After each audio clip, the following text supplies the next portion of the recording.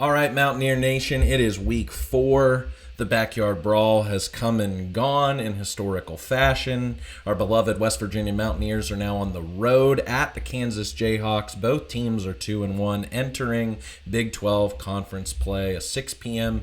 Eastern Time kickoff from David Booth Memorial Stadium in Lawrence, Kansas. Newly renovated David Booth Memorial Kansas Stadium in Lawrence, Kansas. If you're watching this one on television like I am and not going to Kansas, it's on FS1. And according to ESPN Bet, the betting odds for this game, Kansas opened as a 12.5 point favorite. Now it's gone to 13.5.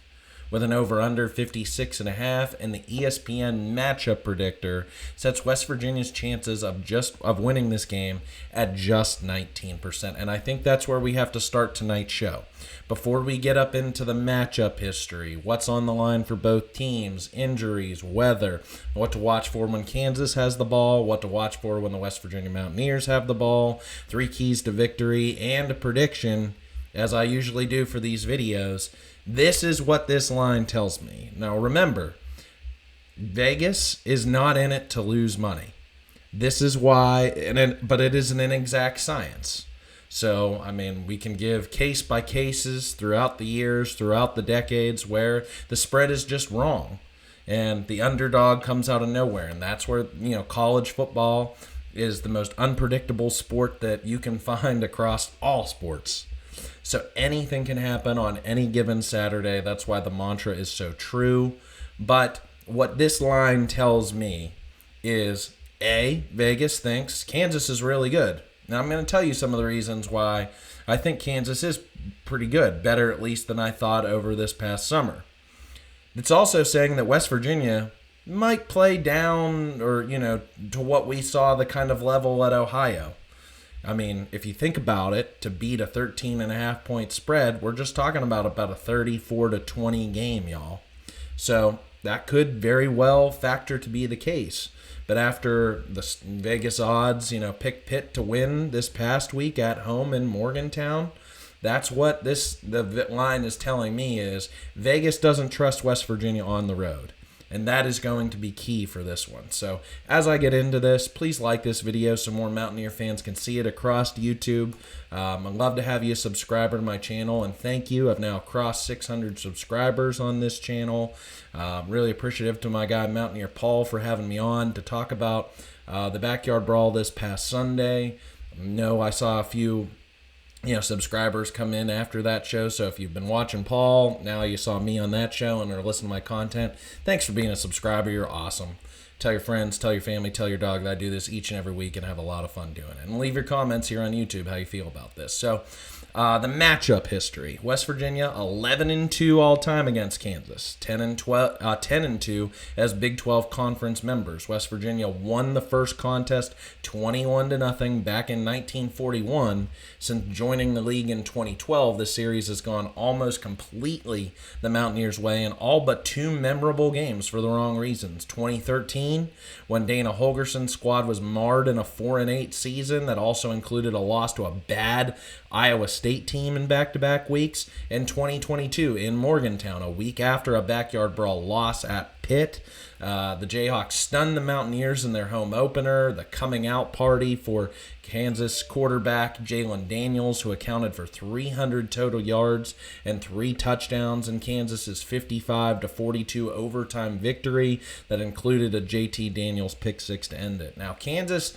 has definitely made some games uncomfortable for West Virginia in wins, including last year's battle in Morgantown when quarterback Garrett Green led an awesome 11-point fourth quarter comeback, hitting Rodney Gallagher III with a 15-yard touchdown pass with 26 seconds left in regulation to claim a 32-28 victory. You can also recall outside linebacker Tyron Bradley's forced fumble on Daniels that sealed the win. So what's on the line for both teams in this game? For Kansas, they lost their rivalry game on the road 2 weeks ago at Missouri. You're going to hear me talk about and reference that game a lot for tonight's show. So they've had a bye week, and they've also been able to stew for 2 weeks on that game coming into this one of the most heated rivalries in the country. One that might be a little bit unknown to feel like fans in the East Coast, and we're trying to learn more about our Big 12 brethren, even as the conference realigns. The Kansas, Missouri hate each other almost to the same level that West Virginia hates Pitt, or at least that's what they'd tell you. So they lost that game at Missouri. And now they're having their conference opener in their brand new stadium. And with some Big 12 teams already showing that they're pretenders, I'm looking at you, Kansas State. I'm looking at you, Colorado. Maybe even Arizona State. It kind of depends upon how this Saturday's game against Baylor goes, I'd feel like, for them. Kansas wants to prove that they're in the upper third of the league and contend for the conference crown. This week, they have to do it by beating West Virginia, who they've historically struggled against, as I've referenced. I think that's why they're trying to make this one special with wearing their alternate black uniforms, as we've seen on social media. And for West Virginia, with the backyard brawl now won, how do the Mountaineers respond? That is my number one question, and I think that's what Vegas is wondering. I think that's what Kansas is wondering. I think that's what everybody's wondering. In 2023, after West Virginia won the brawl, they responded with big wins versus Texas Tech and TCU on the road. Now, granted, they had that Texas Tech game at home a week later, and then were able to neutralize Texas Tech on the field because Hurricane Ophelia came through. It was cold, it was wet, it was rainy. It, neutralized Texas Tech's offense for 3 quarters, and then when finally the skies parted, it was a game. But by that point in time, West Virginia's defense really sunk in and were able to stop Baron Morton, knocking out Tyler Shuck earlier in that contest. And then on TCU, the road later, remember they won because of a blocked field goal. Now, for West Virginia, through these last 3 weeks, as King Theoden would say from Lord of the Rings, they've paid through the non-conference stretch with many lives. Injuries have really started to stack up. I'll talk about that here in a second. And they're still trying to form an offensive identity with interchangeable parts at quarterback, running back, wide receiver. And again, I don't think we need to beat a dead horse here, but West Virginia looked terrible on the road 2 weeks ago at Ohio. We know that. So it's one thing to be good at home. It's another thing to win on the road, and this is one of those games that can determine conference pretender versus middle of the pack versus bottom dweller. I mean, West Virginia can kind of, rest on their laurels thinking to themselves, if we win the rest of our home games and maybe steal one or steal 2 on the road and weaker opponents maybe they're not thinking this, but this is how content creators and media members like myself think, and you probably as a fan. We can steal one on the road at UCF coming out of a bye, maybe Houston, despite looking really good against Colorado, can steal one or there. Hey, West Virginia could have a really bang up season. But no, you have to win on the road to prove yourself that I feel like that you're a good team. Like they did not show that 2 weeks ago against Ohio. And defense travels. So I'll talk about the defense, specifically and how I think they have to set the tone again. So weather alert. High of 82, so another hot day down there in Lawrence, Kansas, with a 50% chance of rain in the morning. So may just have a bit of a slick surface through pregame warmups. I don't think weather will have any impact whatsoever on this game. Now the injuries for West Virginia, again, with Kansas having an extra week in between to rest up, not only are there bumps and bruises, but there are really some injuries. So we know about Jaheim White, we know about Jaden Bray. Cannon Katzer still dealing with a lingering injury that he suffered in August camp. Max Brown hasn't played a game yet so far at third-string quarterback. First it was a shoulder, then it was a hamstring. Haven't seen him. The new one to the injury report is tight end Jacob Barrick. He's doubtful for this contest with an ankle injury. Now, one who's probable, and I was tweeting about a day later after the backyard brawl, is if there was any news on Preston Fox. He exited the Pitt game in the second half. I think it was late in the third quarter. Didn't see him returning kicks as he usually does. Rodney Gallagher doing the punt returning duty, just really calling fair catches. And Andre Devine, true sophomore or redshirt freshman, newly acquired player, calling for fair catches in the end zone as well. So No news so far on Preston Fox beyond just probable. And also, Chase Wilson did not play against Pitt a week ago. Dealing with and that would have been scary if Reed Carrico also didn't play either, because he was kind of questionable going into that game. So it sounds like Chase Wilson's going to be back for this one, alongside Carrico, and maybe if he can shoulder some of the snaps that Carrico had to play through pain last week against Pitt. Wondering if we see 30 next to 35 in this one. And then, not an injury, but the longly awaited debut of Bandit defensive end Jamori Robinson. I'm just licking my chops. He is going to wreck lives out there. He should be like a bulldog looking at a steak. That he is going to come out there, take names, come after Jalen Daniels. I cannot wait to see what West Virginia has in Jamori Robinson. So awesome. Can't wait to see Zero out there. For Kansas, the name that's come up, this has kind of been, I thought we were going to get weekly injury reports, but I've been using this website, covers.com, that it's kind of like the first that comes up on Google whenever I search for injuries. Not much news as of late on Kansas's team. The only one that I could find day-to-day injury, kind of like nagging that he's been playing through, is wide receiver Cam Pickett. And that was reported by Kansas on Sports Illustrated. Otherwise, Joseph Sipp Jr., a linebacker, one of Kansas's big transfer portal additions, linebacker from Bowling Green, hasn't played so far this season. Defensive end Dylan Brooks is questionable. Defensive tackle Gage Keys is questionable.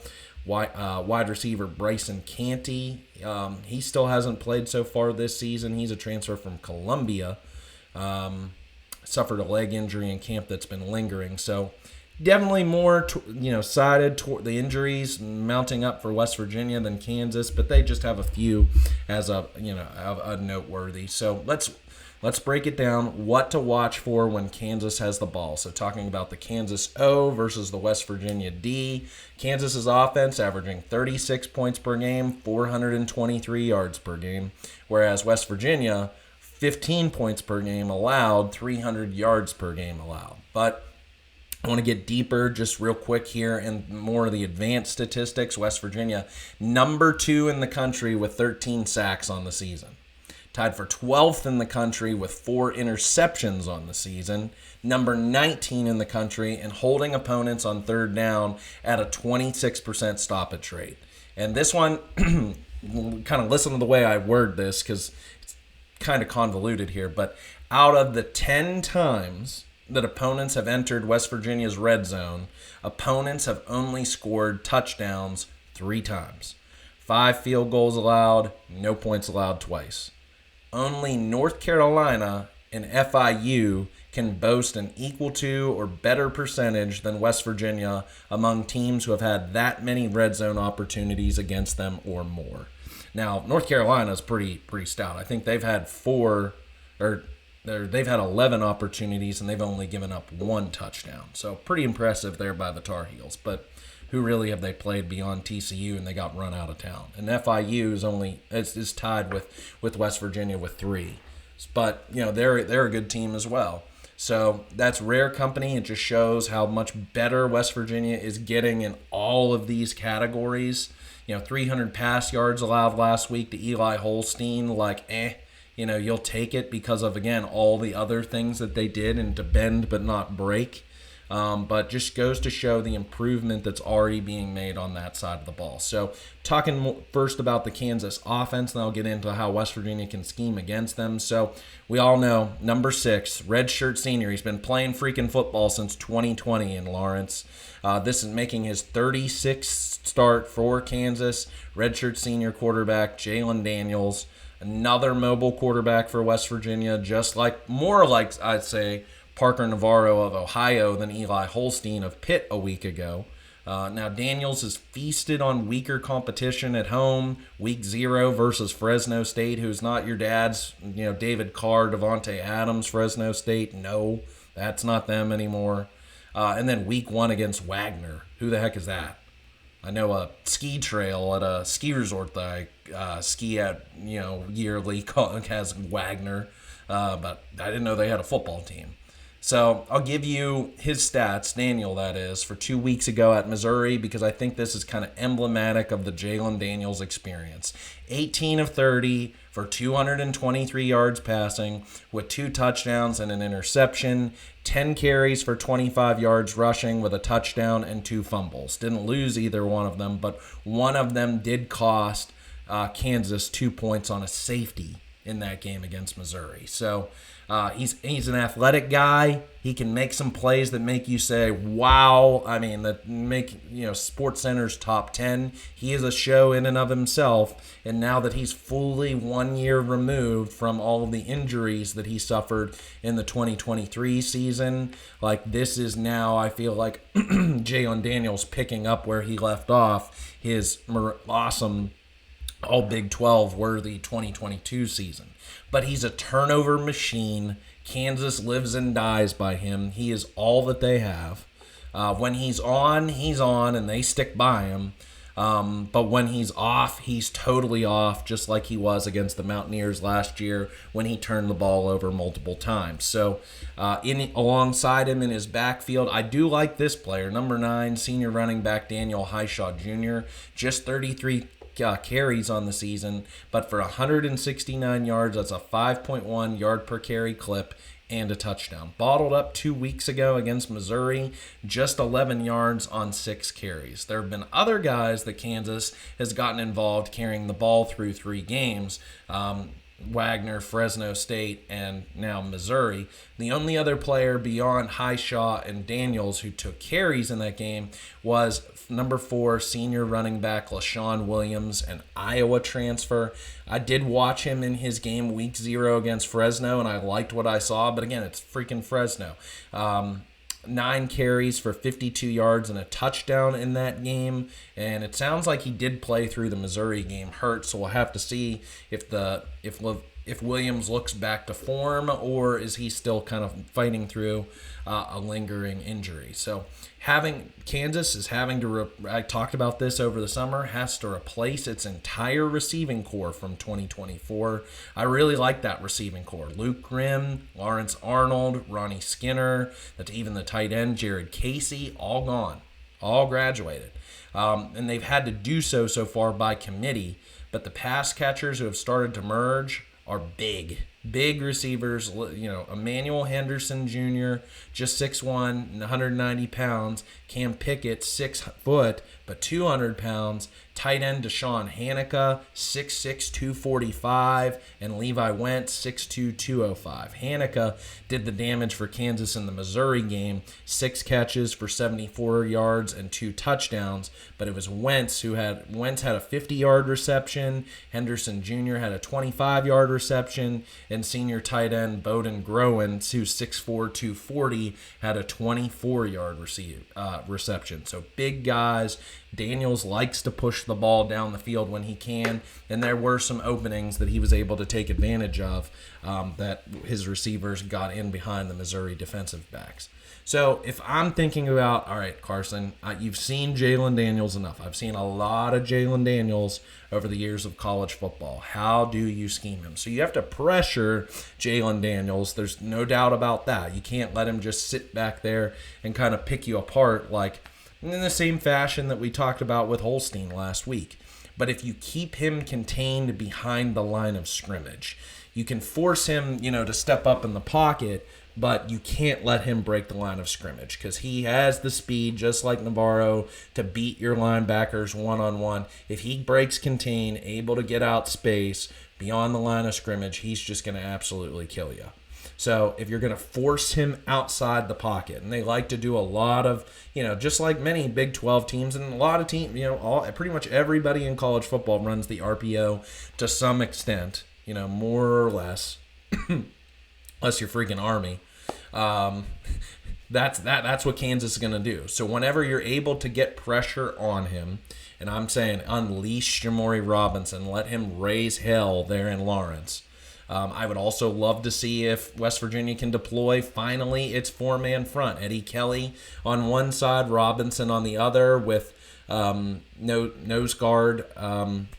His name's just blanking on me for a second. Hammond Russell and Eddie Vesterinen at defensive tackle in the middle. I'd love to see those guys, all four, just go after Jalen Daniels all game long. Drop 5, make it a true 4-2-5, something he has yet to see against West Virginia. If you want to continue, I mean, like, that's the argument. Is Robinson more of a stand-up outside linebacker in a 3-3-5, or is he more of a hand-in-the-dirt, rush-the-end kind of 4-3 defensive end? I would argue the latter.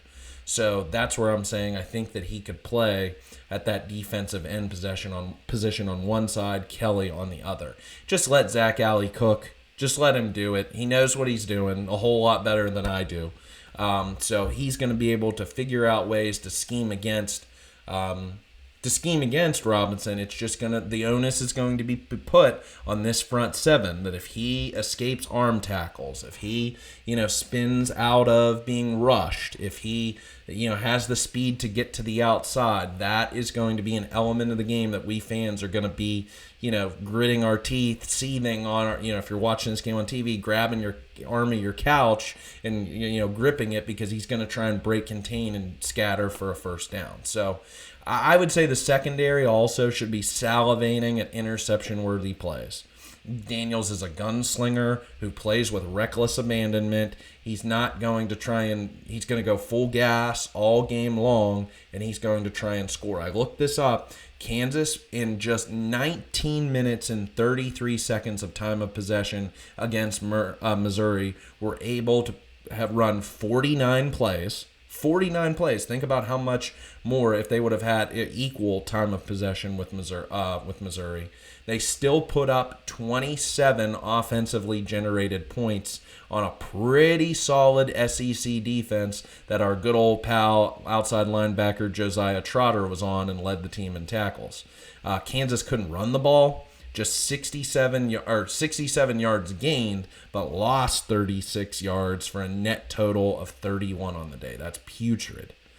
Can this defense, this is my biggest question for the Mountaineers, can this defense stay fresh and bring it for 4 quarters like they did a week ago without being at home after an emotional and physical overtime contest against Pitt while Kansas is coming off a bye? Vegas says they can't.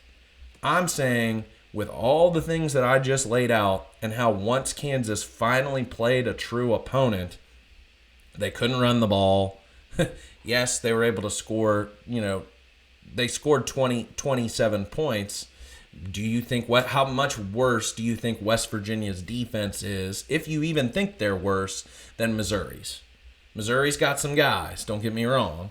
But and Kansas was able to score some points on Missouri,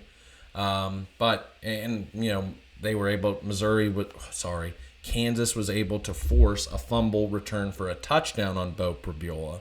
We'll talk about that on the defensive side of the ball, but just like, do you believe in this Kansas offense? Do you not as much believe in the West Virginia defense? I think it's somewhere kind of in the middle, just kind of dependent upon what kind of a scheme, what kind of plays that Zach Alley can throw at Jalen Daniels, and what kind of, is it good Jalen Daniels or is it bad?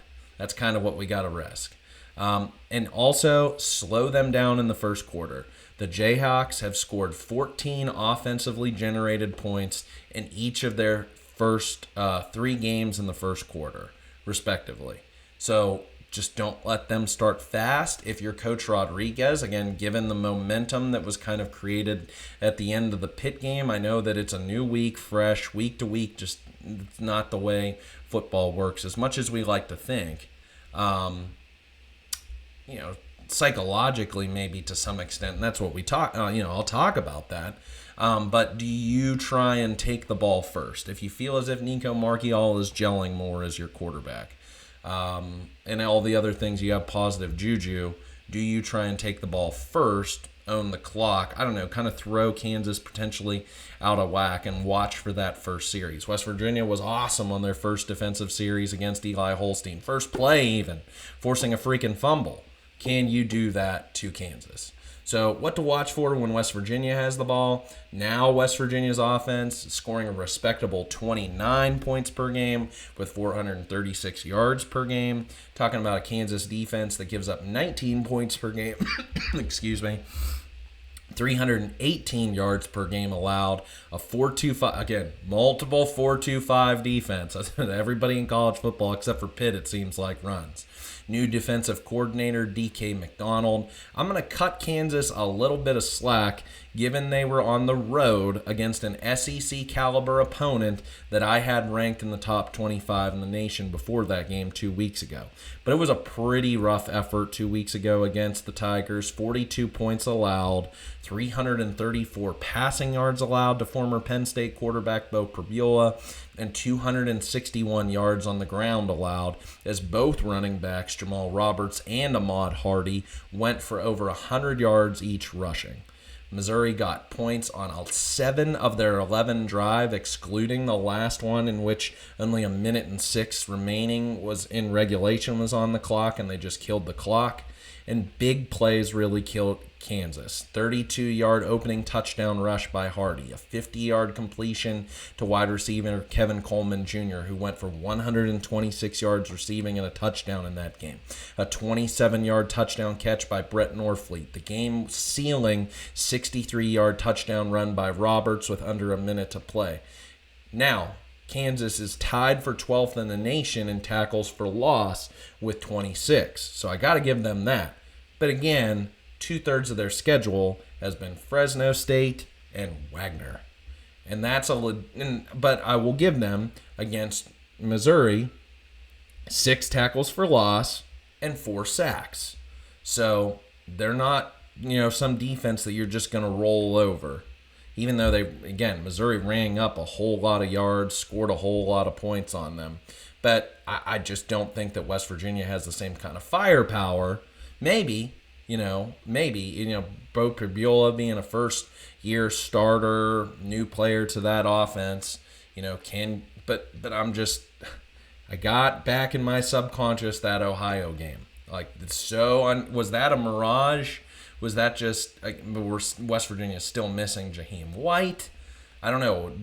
Where in the fork in the road do you see this West Virginia offense? Do you see it on an ascension? Do you see it on a descension, or just kind of like you're going to be average? So getting back to the Kansas defense, look who we're here to talk about. Number 4, redshirt junior, linebacker Trey Lathan, can't cover. Yeah, you know why Kansas couldn't stop anybody through the air last year? Because you have Trey Lathan in pass coverage. That's why. Though, stout against the run, as he was for multiple seasons for the years.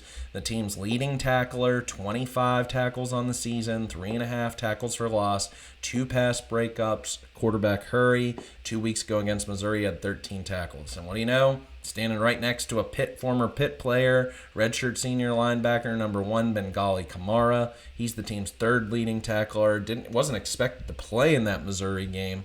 Thought he was going to be out to injury, but he did play through it. And also a guy who stepped up for them in the back end, number 2 redshirt senior strong safety Lyric Rawls, an Oklahoma State transfer. He's their 2nd leading tackler with 17 tackles, does have a pick and a pass breakup. And there are some loads on the interior of that defensive line. Talking about redshirt sophomore defensive tackle DJ Withers, 6'4", 300, redshirt senior defensive tackle Tommy Dunn Jr., 6'3", 305, and redshirt senior defensive tackle Keneen Caldwell at 6'3", 325. So defense, Kansas has got some big beef, like Rich Rodriguez liked to say on that Pat McAfee show interview earlier this week, how West Virginia has beef on the offensive line. Well, Kansas has some on their defensive line.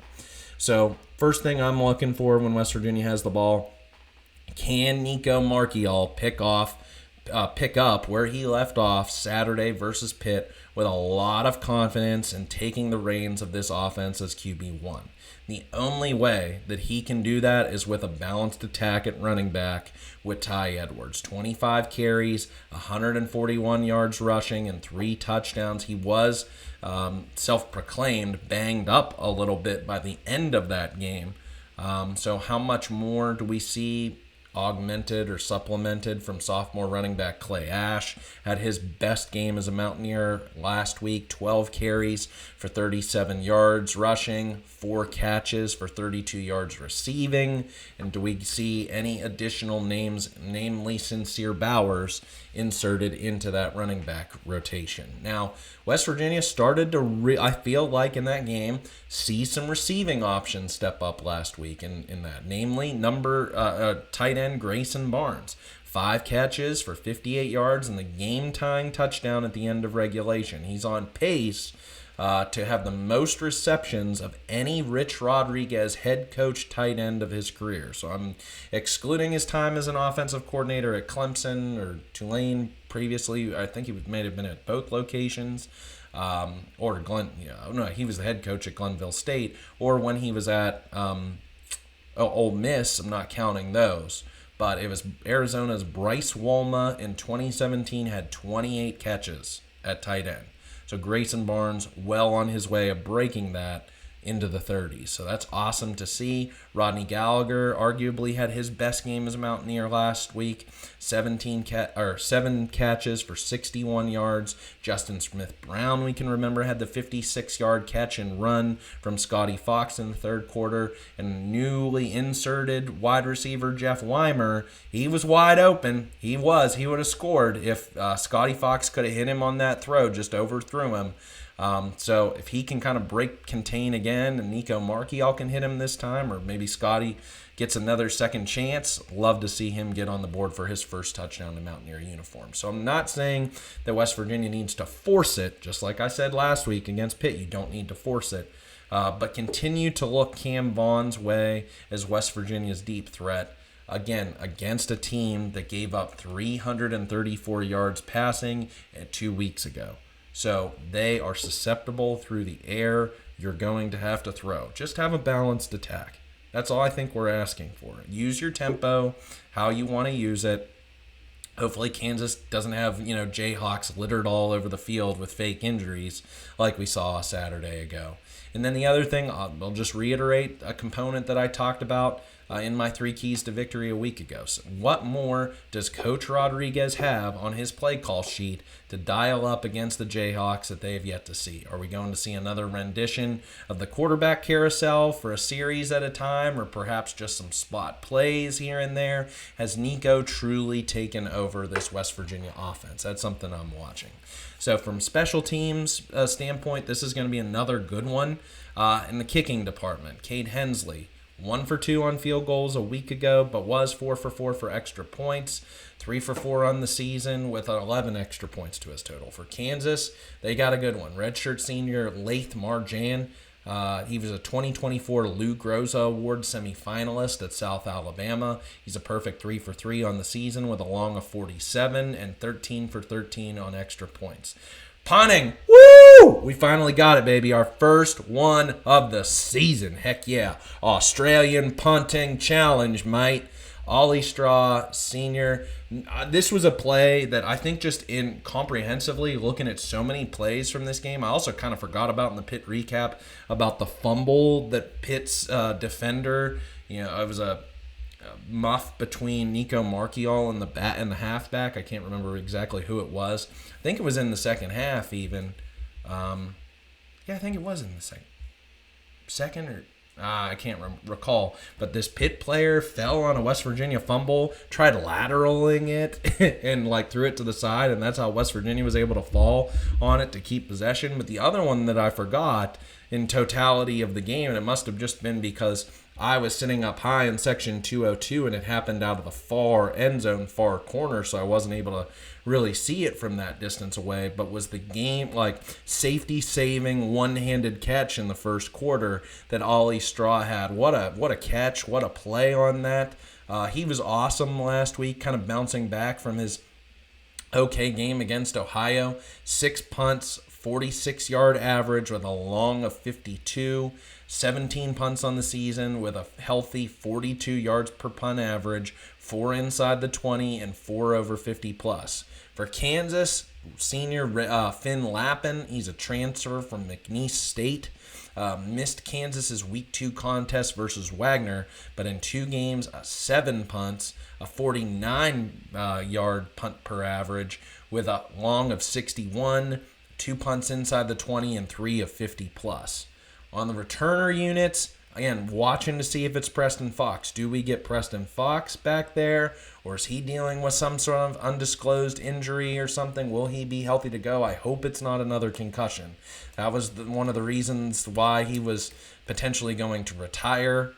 Came back there over summer camp back to the program. Glad to have him in his last year's worth of eligibility in Morgantown. So want to see Preston out there for as many opportunities as possible, also playing at receiver. We saw Andre Devine instead in the second half come up with 3 fair catches. For Kansas, it's been Emmanuel Henderson Jr., 4 returns for a 19-yard average with a long of 28. Nothing too special there. Punt returner, Fox, 8 returns, 9.1 yard per return average with a long of 28. Saw Rodney Gallagher come in for him in the second half, as I said, when he exited. For Kansas, it's been freshman wide receiver Tate Nagy, 8 returns, 8.1 yard per average. Did 2 weeks ago have his longest return of the year. He had a punt return for 21 yards. So got to watch him when he drops back in punt coverage. So my 3 keys to victory, and I'll get you out with a prediction here. I don't know. I said that I was kind of hopeful by the prediction time, and maybe just that hopefulness of not having any sort of expectations going into the game. I almost felt to the point, again, if you would have asked me Sunday after the Ohio game, even Monday, do you want to go to that backyard brawl game? I was contemplating this, with my family. My friends kind of bailed on me to go, not having much faith at all, even through the middle portions of the week as they saw the spread rise. I just got hopeful. I just thought, let's see what happens. It's the backyard brawl. Anything can happen. We saw West Virginia give it away in 2022 and 2024. And then what do you know? West Virginia had to also win it, had to do the things necessary to win, but Pitt also gave that game away a week ago. So anything can happen. That's why I don't buy into this spread against Kansas. I truly don't. Historically, West Virginia historically has done really well against Kansas. Now, I know this isn't the Kansas program anymore that was in the doldrums of the bottom of the barrel of college football, down there with Vanderbilt, down there with Rutgers. This is a Kansas program that's trying to earn respect nationally. They've spent $300 million or whatever in building this brand new football stadium. We know how good of a power national blue blood they are in college basketball. Baseball, they won the Big 12. West Virginia won the regular season championship in baseball, but Kansas was right there down to the final series, and Kansas swept West Virginia in baseball in Morgantown. I was at that game 2 on Saturday of that series.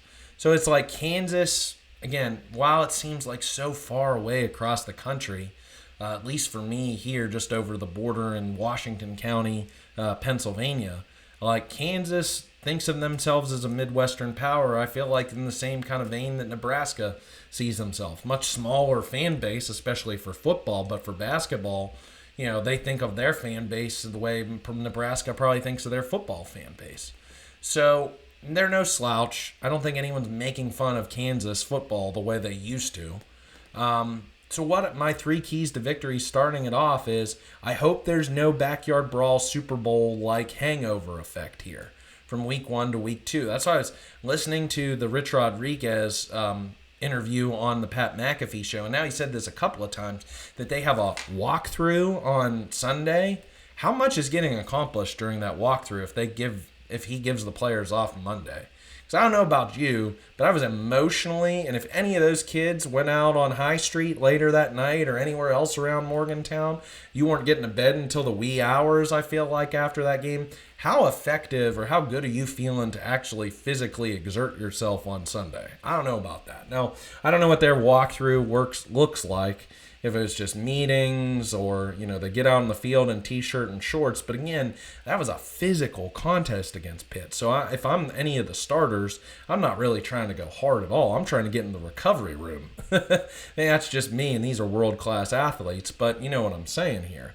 So now you're on the road. You have to create your own energy and motivation for this game. And that's where I will give the 2024 West Virginia team, even though did not rise up to expectations, when it went on that back-to-back road trip, Arizona and then Cincinnati, and Mark Eyal was the quarterback, they got up.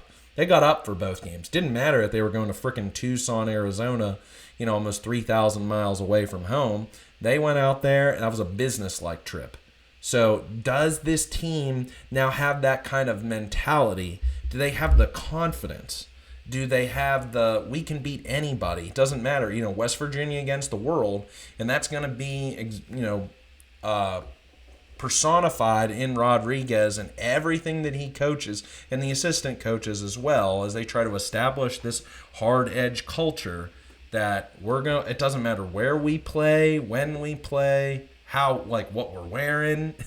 Who cares? We will come and take heads and take names.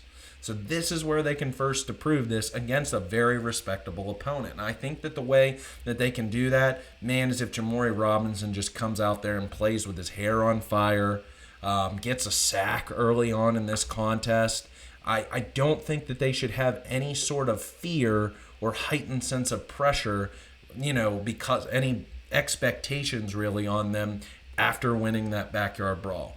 This season, as I've said once, and I've said a few times, you won one game or you won them all. Coach Rodriguez is coming back. Now, I know he's just a coach, so these players, and there's so many just 1 year's worth of eligibility players on this team, so that might play a factor into it as well. This is their one and only shot. For the guys who have ambitions of playing in the NFL, but now you've won 2 games. You would have liked to have been 3-0, don't get me wrong. You would have liked to go into this conference slate now 3-0, but you got the confidence, I feel like, that, again, put the Ohio game in the rearview mirror. Again, Athens, even though it's just right across the border, could be, again, 10,000 miles away. That game, and I know you'd still love to have Jaden Brang, you'd still love to have Jaheim White on this team for this season, but it almost kind of felt like it softened a little bit of the blow last week in finding Ty Edwards. So I know, next man up mentality, man, when you're talking about replacing a guy to the talent of Jaheim White, kind of seems like cliche, empty words. But I really think they might have found something here, again, in a big league back, use Chad Scott's old terminology, in Ty Edwards, and if they can find other ways to get other guys involved and be creative on offense and maybe run with the quarterback a little bit more, whoever that is. Number 2, you gotta, against a Jalen Daniels offense, you gotta create a turnover or two. You got to. You're going against one of the most, him and Noah Fafita, man. I think they were, up there as one of the, 2 of the leaders in definitely the Big 12, but around college football in interceptions thrown last season. So if you're going against Jalen Daniels, Missouri was able to, again, get an interception, make him fumble twice. Do the same kind of thing against him. Come away with it just like you did against Eli Holstein a week ago. Make Daniels look, human out there, not Superman.